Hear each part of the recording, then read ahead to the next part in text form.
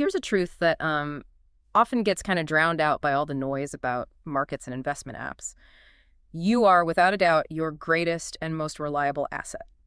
Yeah, and that single idea, it changes everything, doesn't it? When we talk about smart investing, the focus is almost always external, stocks, real estate, maybe crypto. Right. Things outside of you. Exactly. But the highest return investment, the one that guarantees like a lifetime of dividends, that's the intentional investment you make in yourself. Because the growth isn't just linear, it's exponential. When you become stronger, more skilled, cognitively clearer, more adaptable, that improvement doesn't just say bump your salary, it compounds across every single part of your life. It really does. Your capacity for complex stuff increases, your relationships get better, more fulfilling. Your whole ability to handle stress and grab opportunities expands. It's like radical leverage. So our mission today, for you, the learner, is to do a real deep dive into 15 specific, powerful, and actionable ways to invest in yourself. Yeah. We've taken all this dense source material and we've organized it into 5 logical themes. Okay. We aren't just giving you a checklist, though. Yeah. We're analyzing the mechanics behind it, the behavioral stuff, the psychological payoff, and the true compounding ROI for each point. And we're starting where we absolutely have to start, right? The non-negotiable. Exactly, the internal foundation. Let's get into it. Okay, let's unpack this internal foundation. It's really tempting to jump straight to the sexy stuff like advanced skills or financial strategies. Yeah, everyone wants the quick win. Right. But we have to start with point number 3 from the sources. Taking care of the vehicle, your health. It sounds almost too basic, maybe, but the material is emphatic. You just can't achieve peak performance if the foundation's shaky. And this is where we need to go beyond just saying, be healthy. It's more than platitudes. When we talk health, we mean optimizing the actual biological machine. The fundamentals, exercise, nutrition, hydration, these are direct inputs into how well your brain works, your cognitive function. Take sleep, for example. It's not just about resting. Right, there's more to it.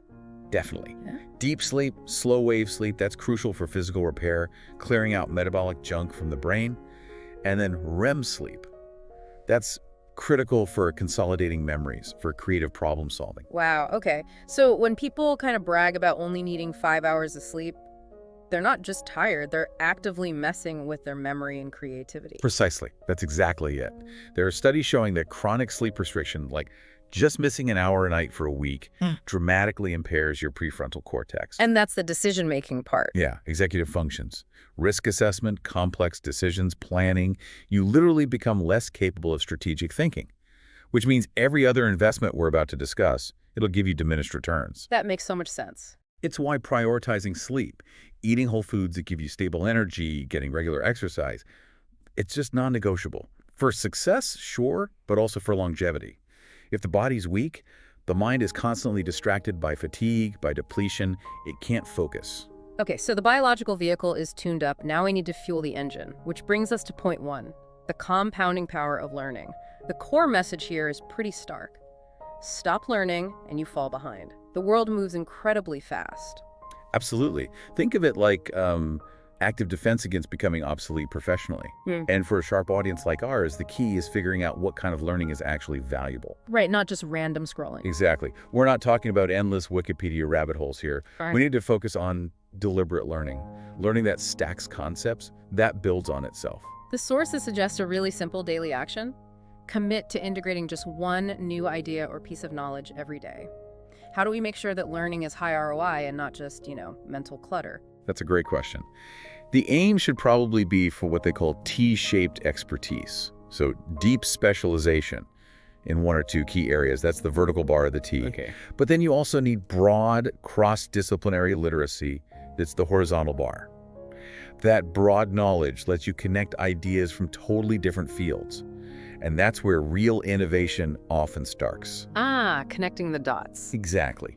So if you're reading a book, listening to a focused deep dive like this one, or taking a course, you have to actively try to link that new information back to what you already know. It's an active process. It has to be. That process of creating connections, that's where the compounding interest on knowledge really kicks in. It multiplies your understanding in a way that, no bank can offer that kind of interest. That leads perfectly into point 2, which might be the most critical internal setting of all. Mastering internal belief through a growth mindset. We've all heard about the fixed mindset versus growth mindset. Right, the idea that abilities are either fixed or they could be developed. Fixed is, I'm either good at this or I'm not. And growth is, challenges are opportunities to learn. And this isn't just motivational fluff you see on posters. This is deep behavioral psychology, grounded in the work of Carol Dweck. A fixed mindset basically makes effort feel pointless. Why? Because if you fail, you interpret it as a final verdict on your inherent ability. See? I knew I wasn't smart enough. So naturally, you start avoiding challenges to protect your ego. And the practical way to shift this, according to the sources, hinges on that simple but really profound language change, right? Going from I can't do this to I can't do this yet. Yet, just adding that one word. That single word yet. It's like a psychological safety valve. It completely reframes failure. It changes it from being this permanent identity-defining thing into just a temporary obstacle, something you can overcome with different strategies, with more effort, with learning. But here's the deeper insight, maybe for you listening. Maintaining that growth mindset, it's hard, especially when you face real prolonged failure or setbacks. Yeah, belief can waver. Totally. You need the resilience that comes from good health, point 3. You need the compounding evidence from your learning, point 1, to keep believing that the yet is actually possible. This internal foundation is completely interconnected. That's the critical piece, isn't it? It's not just checking off 3 boxes: health, knowledge, mindset. They're 3 inputs that constantly support each other. So when the world inevitably throws friction your way, your internal system doesn't just crash. Precisely. It's about building a resilient internal operating system. Okay, so we've established a foundation, a healthy body, never-learning mind, and that crucial growth-focused attitude. But like we said, good intentions alone don't build anything, really. Section 2 is all about bridging that gap, moving from intention to actual high-speed action. It's about building momentum and accelerating skills. Exactly. And we start with point 4, the stability of strong habits. This distinction is just vital for anyone trying to achieve anything ambitious. Motivation, it fades. It's driven by emotions, spikes, novelty. Yeah, it comes and goes. Right. But habits stay. They're the predictable, reliable structure of your day, your week. Trying to rely purely on willpower is just. It's a guaranteed path to burnout. I really appreciate that the source material frames willpower as this finite, kind of inefficient resource. So if we know habits are the engine, how do we build them effectively without needing this huge surge of initial effort that we might not have? Well, the behavioral science on this is pretty clear. You start ridiculously small, use the building block approach, sometimes called minimum viable effort or habit stacking. Okay. The goal is simply to lower the barrier to entry so much that the action requires almost zero willpower. So instead of committing to a 30-minute workout, which feels daunting on a busy day. Exactly. You commit to just 5 minutes of stretching. Or instead of resolving to write a novel, you commit to writing just 1 sentence. The power in that seems to be the momentum it creates, right? Waking up just 10 minutes earlier, maybe writing a quick to-do list before you check email, stretching. These tiny things, done consistently, they start to build this internal flywheel. That flywheel effect, that's the precursor to major success. It really is. Once that momentum starts spinning, it actually becomes easier to continue the habit than to stop it. You're essentially automating success. Automating success. I like that. Yeah, so by the time you face the big, complex challenges in your work or life, your energy isn't being wasted just fighting yourself to get out of bed or start that task. You're already running on this automated, consistent effort. Okay, so that's internal consistency. Now let's talk about external efficiency. We jump to point 6, buying speed and clarity through courses and mentorship. Right. And this is a straight-up ROI calculation, really. The core idea is incredibly simple. Why would you spend, say, 5 years struggling through trial and error, making all sorts of costly mistakes? Learning the hard way. Exactly. When you could potentially pay someone who already spent a decade mastering that subject to just hand you a validated roadmap, you're essentially trading money for compressed time. I think we really need to challenge the perception of cost here, though. For a lot of people, investing in a high-value course or finding a great mentor feels like a luxury, an unnecessary expense. That's because they're looking at it the wrong way. Yeah. They see it as an expense, not as what it truly is. Yeah. An accelerator. Let's break down what that investment actually buys you. Okay. It buys you speed. Because you get to bypass years of painful, expensive mistakes someone else already made. It buys you clarity, because a good course or mentor provides personalized feedback and direction that just wandering around learning on your own can never match. And confidence, too, I imagine. Critically, yes. Confidence. Knowing you're following a system, a path that has already worked for others in similar situations. This dramatically shortens the learning curve, whether you're learning complex software, negotiation tactics, leadership skills, whatever. It moves you from novice to competent practitioner way faster. That compressed learning time, that clarity, those become huge assets. But they're kind of useless if you can't actually convey them to other people. Which makes point 7, strengthening your communication skills, absolutely vital. Clear expression, it's a primary asset, professionally and personally. It opens doors. Communication is the pipeline, isn't it? It's the conduit through which all your other investments actually flow out into the world and have an impact. Yeah. If you can't clearly articulate the knowledge you've gained, point 1, or the value you bring, your efforts stay hidden. Exactly, they stay siloed. Now, this investment, communication, it has 3 core components according to the sources. First, actively practice public speaking, or even just speaking up clearly and concisely in challenging meetings. That takes practice. Okay. Second, intentionally work on improving your vocabulary, not to sound fancy, but to convey nuance and precision. But there's a third component, the one that often gets overlooked but might have the highest ROI. Yes. Learning to listen with intention is crucial. Most people, most of the time, are just listening to reload. They're waiting for a pause so they can jump in with a reply. They're not truly trying to understand the other person's position or their underlying needs or feelings. Active listening, they call it sometimes. Intentional listening, active listening, reflective listening, yeah. It takes real energy. You have to consciously put aside your own internal monologue and just focus entirely on the other person. But the payoff, it's immense. How so? Well, it builds trust faster than almost anything else. It allows you to pick up on subtle cues, unstated objections, hidden opportunities, and ultimately, it dramatically enhances your ability to influence, to connect, and to lead effectively. When you master communication, speaking, writing, and especially listening, your capacity for leverage, both professional and personal, just skyrockets. Okay, we've built the internal engine health, knowledge, mindset. We've got the acceleration skills, habits, mentorship, communication. Now we need to step outside ourselves a bit and look at the ecosystem. The environment that either supports or, frankly, drains our personal growth. Section 3 is all about the power of environment and external control, how managing our surroundings and resources really amplifies all that self-investment. Exactly. And we kick this off with a really powerful psychological lever, point 5, surrounding yourself with growth-minded people. The core idea here is almost universally acknowledged, and it's kind of terrifyingly simple. Yeah. You become the average of the 5 people you spend the most time with. Wow. That forces a pretty tough evaluation for you, the listener, doesn't it? Are your current connections, your close circle, actually pushing you toward higher standards? Or are they maybe providing a sort of comfortable mediocrity? Or worse, right? Are they limiting your beliefs through their own negativity or maybe just inertia? It demands some brutal honesty looking at that. It really does. Psychologically, we use what social scientists call reference groups to set our own internal standards for what's acceptable effort, what counts as success, how we should behave. If your close circle prioritizes self-improvement, ambition, curiosity, you absorb that. You adopt those standards almost subconsciously. It's like passive growth through osmosis. But if they prioritize negativity, complaining, low effort, that also becomes your baseline, often without you even realizing it. So the ideal environment isn't just about finding people who are nice to you. It's actively seeking out the dreamers, the doers, the thinkers, people who challenge your assumptions, who inspire you. Precisely. The source material strongly suggests that the right environment can do more for your growth in a shorter time than maybe years of grinding it out alone.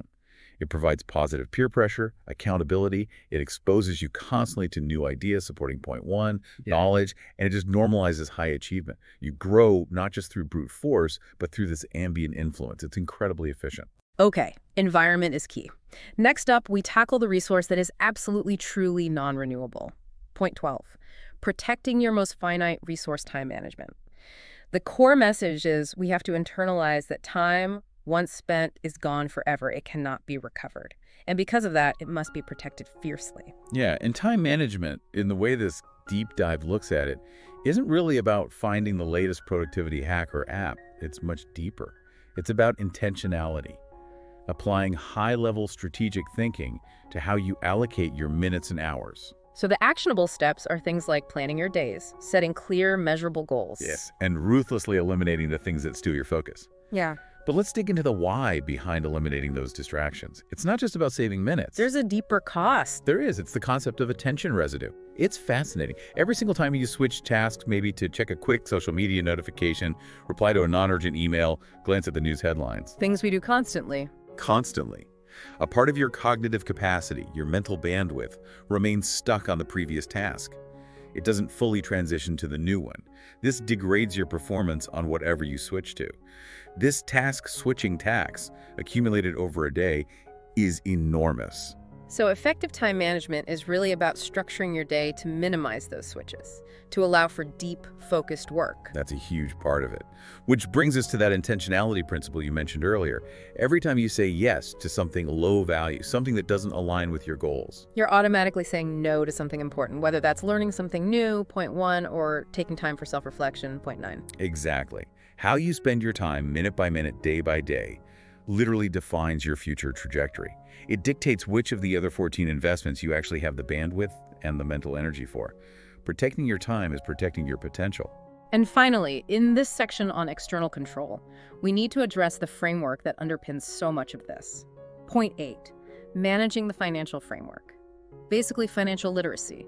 Investing in yourself feels incomplete, maybe even impossible if you're constantly financially vulnerable. Yeah, absolutely. Yeah. Financial stress is a massive cognitive drain. When you're constantly worried about debt, about making ends meet, about cash flow, your brain is flooded with cortisol, the stress hormone. And that impacts everything else. It hijacks the very mental capacity you need for adopting that growth mindset, point 2 we talked about, or engaging in deep learning, point 1. You can't think clearly or strategically when you're in financial fight or flight mode. So getting control of your finances isn't just about having more money necessarily, it's about freeing up those precious mental resources. That's a huge benefit, yes. Yeah. And in terms of specific literacy, what's the highest priority? Well, beyond basic budgeting, the sources really emphasize understanding debt, particularly the difference between good debt, like maybe a mortgage or a strategic business loan, and crippling high-interest consumer debt. Okay. Also, understanding the mechanics of compounding interest, how it works both for you in investments and against you with debt. And, crucially, learning how to strategically save and allocate funds for self-investment opportunities, like funding that course or mentorship we discussed in point 6. Right. The principle seems to be money grows when it's actively managed, when it's understood and leveraged strategically, not when it's ignored or just reacted to in panic. Perfectly pushed. Gaining control over your finances gives you a sense of control over your life and allows you to redirect that freed up mental energy toward higher level personal growth and evolution. All right, so we've managed the external environment, we've secured our resources like time and money. Now we pivot back inward for section 4. This is about the deeper inner work that's necessary for sustained personal evolution. And we start with point 9, understanding the internal map through self-reflection. Self-reflection. Think of it as your internal auditing process.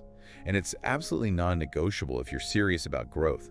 We have to consciously, actively pause on a regular basis to ask ourselves some pretty crucial, sometimes challenging questions. But what specifically? Questions like, okay, what was the specific strategy I used this week that actually worked? What specific action led to that setback or failure? What truly matters to me right now at this stage? And are my investments of time and energy actually aligned with that? I can see how this connects directly back to time management, point 12.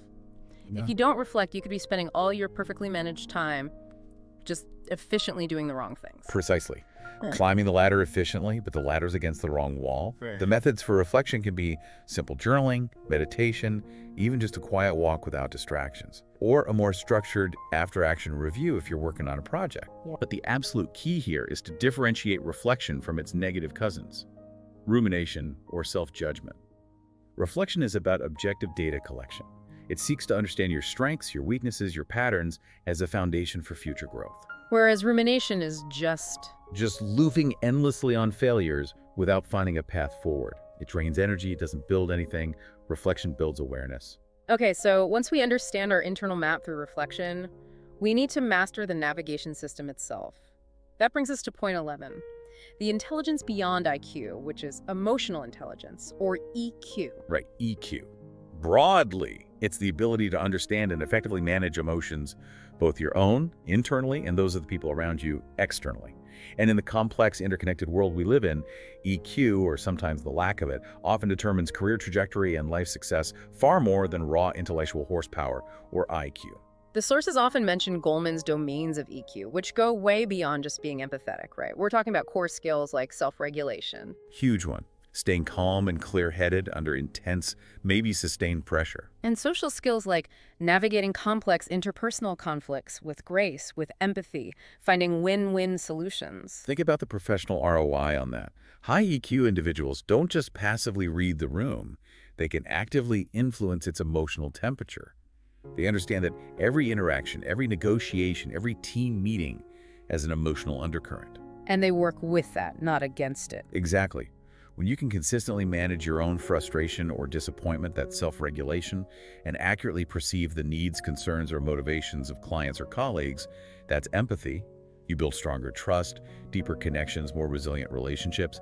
That links back to point 5, your network. So if self-reflection gives you the internal clarity, the map, that EQ gives you the sophisticated compass and the steering skills needed to successfully navigate the often high-stakes emotional landscape of modern life and work. It's arguably the ultimate leadership skill because it directly impacts your ability to connect, influence, and inspire. Okay, map and compass sorted. Now, the final part of this section is about actually moving forward, the practical application of all this internal strength. Point 10, expanding the boundaries by stepping out of the comfort zone. The core principle here is pretty direct, almost blunt. Growth only happens where it's uncomfortable. Yeah, we have to actively seek out controlled discomfort. It sounds counterintuitive, maybe.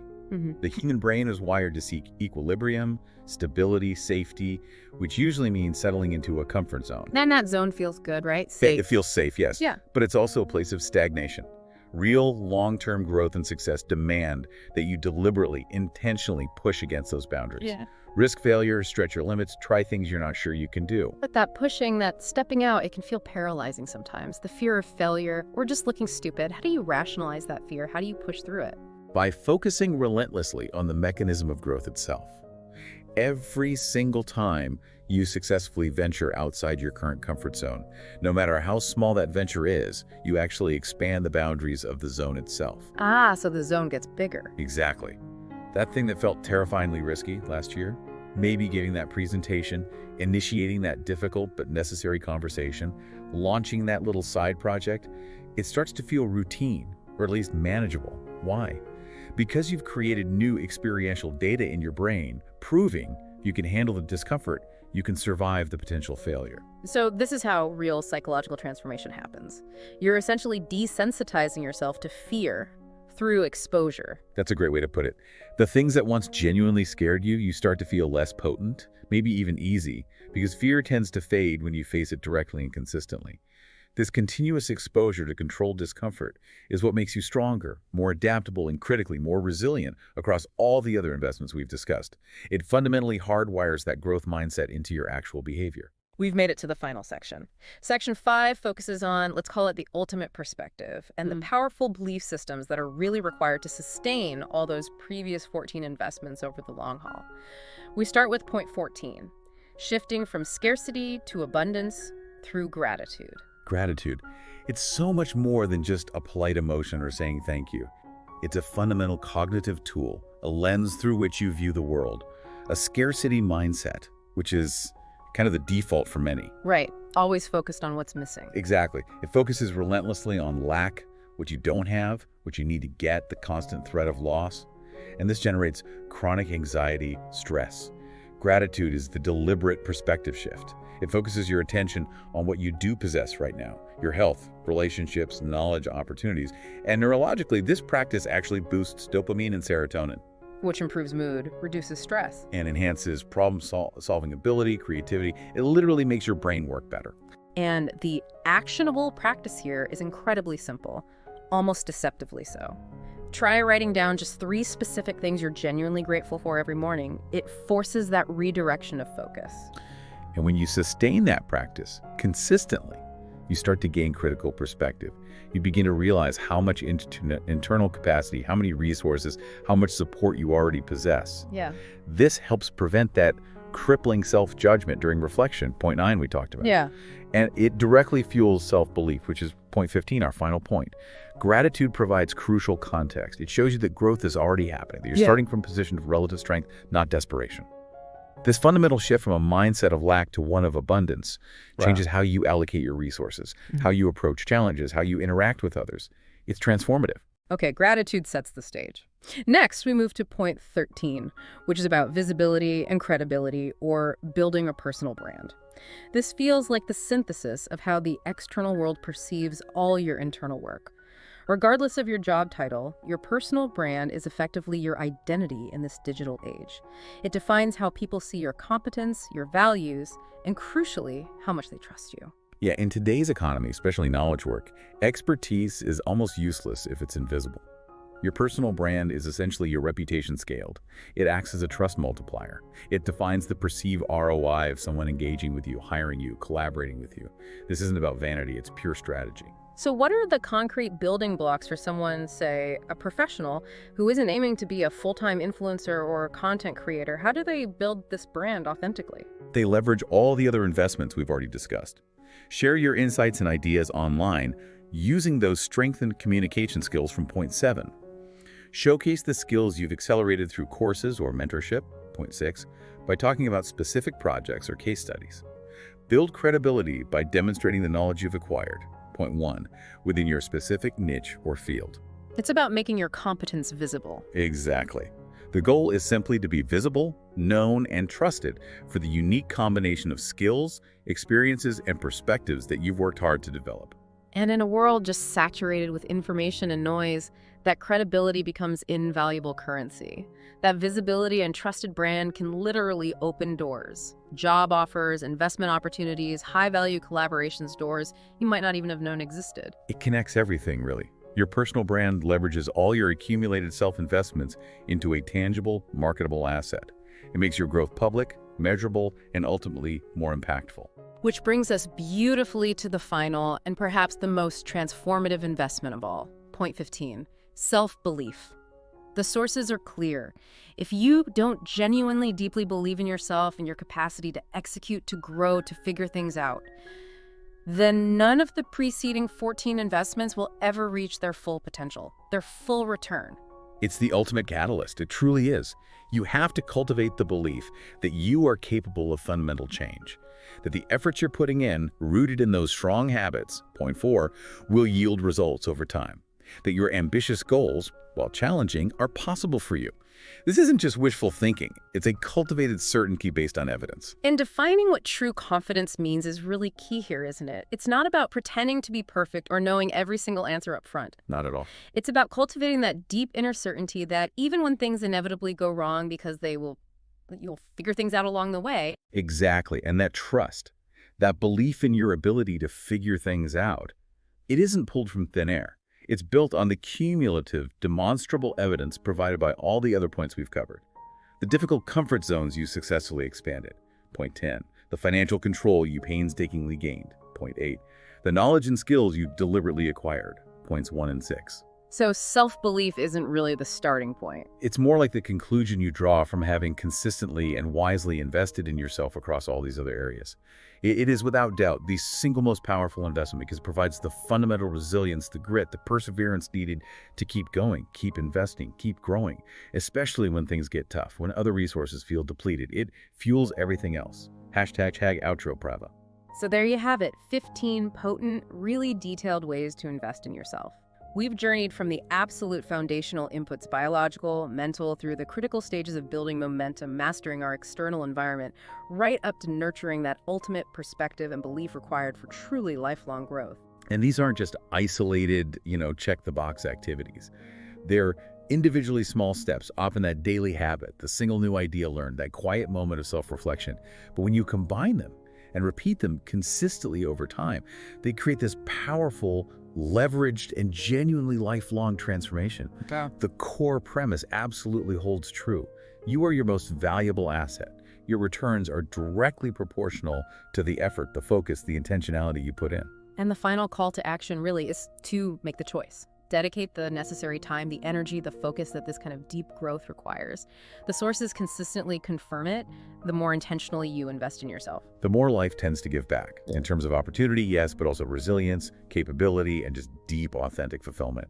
The compounded returns on this kind of self-investment are quite literally infinite. There's no cap. So as you move forward, as you start thinking about applying these principles, especially in how you interact with others, here's a final question for you to maybe mull over before our next deep dive.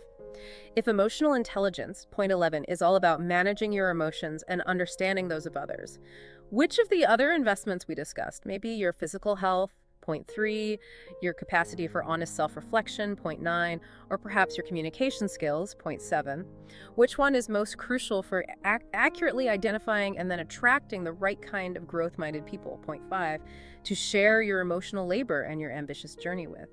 Think about how those pieces interconnect to really elevate your whole social ecosystem. That interdependence, that synergy between the points, that really is the secret sauce, isn't it? They feed into each other, creating a genuine self-sustaining cycle of continuous improvement if you let them. Keep growing, keep learning, and maybe most importantly, keep believing in yourself. We'll see you in the next deep dive.